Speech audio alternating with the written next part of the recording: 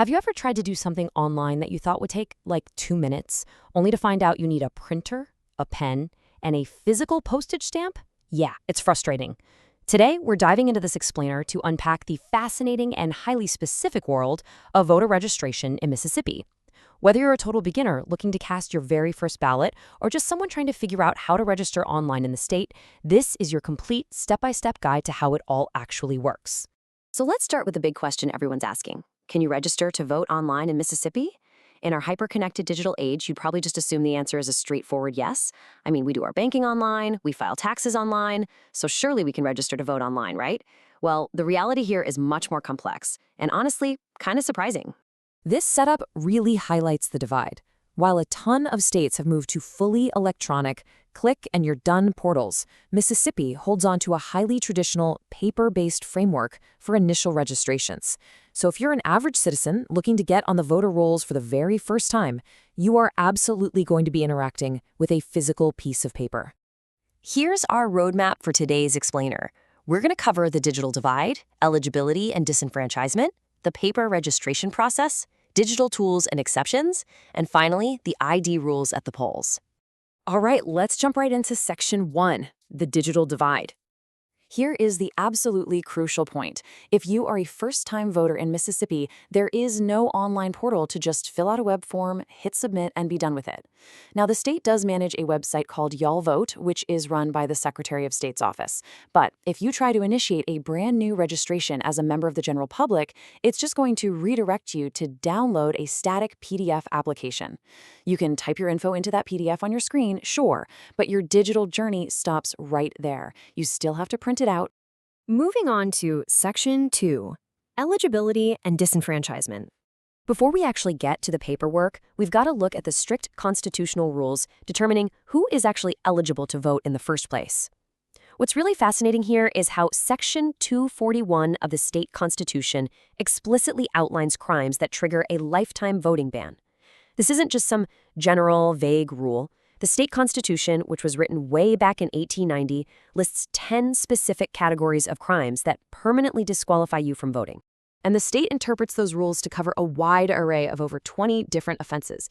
We're talking a massive range here, from severe violent crimes like murder and armed robbery, all the way to nonviolent offenses like timber larceny, felony shoplifting, or even writing a bad check. Literally, if an individual is convicted of any of these specific disenfranchising crimes in a Mississippi state court, they lose their right to vote for life. So, what if you've lost your rights under this system? Well, the path to getting them back is incredibly steep. It requires either a highly individualized legislative suffrage bill, which needs a 2/3 vote from both houses of the Mississippi legislature, or a direct pardon from the governor. To put how rare that is into perspective, sources note that between 2013 and 2018, the legislature restored voting rights to a grand total of just 18 individuals. Historically speaking, this whole framework is the subject of intense, ongoing legal debate. See, states like Mississippi and Virginia were readmitted to the Union in 1870 under very specific conditions meant to protect voting rights. The rule was that their state constitutions couldn't be changed to deprive citizens of the right to vote except for felonies at common law. Fast forward to today, and courts are actively grappling with how those original 19th century rules applied to our modern expanded felony lists. After all, things like drug convictions or writing bad checks weren't exactly common law felonies 150 years ago. Let's dive into Section 3, the paper registration process. Okay, so we've established that the general public can't do this entirely online. So how do you actually prepare and register? Well, it's a step-by-step physical process. First, you head over to y'allvote.ms or your local circuit clerk's office to get the application. Second, fill it out completely. You'll need to provide your Mississippi driver's license number or the last 4 digits of your Social Security number. And third, pay attention, because this is where people trip up all the time. You absolutely must provide a wet signature by hand. No digital signatures allowed.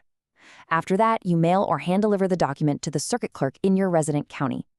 Timing is absolutely critical here. For your application to be valid, it has to be postmarked or physically received by the clerk at least 30 days before the election. Now, if that 30th day happens to fall on a Sunday or a legal holiday, you do catch a break. The deadline is mercifully extended to the very next regular business day. But seriously, do not wait until the last minute. Also, keep this pro tip in mind. If you are registering for the first time in the state by mail and you happen to lack standard state identification numbers, like a driver's license or a social security number, you can't just mail the form by itself. You literally have to attach physical proof of residence to your application. This could be a copy of a current utility bill, a bank statement, or a government check that clearly shows your name and address. All right, moving right along to Section 4, Digital Tools and Exceptions. Now, despite all those analog paper-based rules we just went through, there are a few very specific exceptions where the internet actually does come into play. Let's look at who gets to bypass the paper. While new general voters have to use physical forms, if you are already a registered voter in Mississippi, you can totally use that Y'all Vote portal to update your address or verify your status electronically. It links straight to the Department of Public Safety database. Plus, if you are active military, a deployed first responder, or a citizen living overseas, federal law protects you. You can register entirely digitally, zero paper required, using the SafeVote MS portal. And finally, let's wrap up with Section 5, ID rules at the polls. So let's say you've successfully registered, you mailed your paperwork on time, and now you're arriving at your polling place on Election Day. What happens next? Well, Mississippi enforces strict voter ID laws. That means you absolutely must present a specific, accepted form of photo identification to cast a standard ballot in person. Things like a Mississippi driver's license, a U.S. passport, a military ID, or student ID from an accredited Mississippi college, those are all great. But out-of-state driver's licenses, yeah, those are a hard no. If you find yourself without a driver's license or passport, do not panic.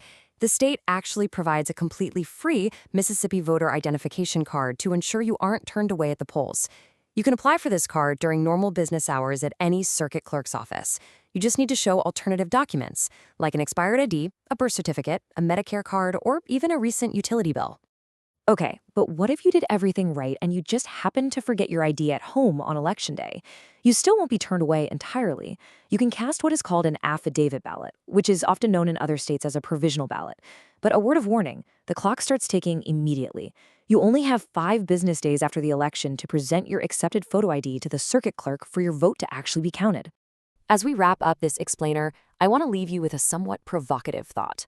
From analog paper requirements in a highly digital world to strict ID enforcement to 19th century constitutional clauses regulating felony convictions, the past is still very much present at the ballot box in Mississippi today.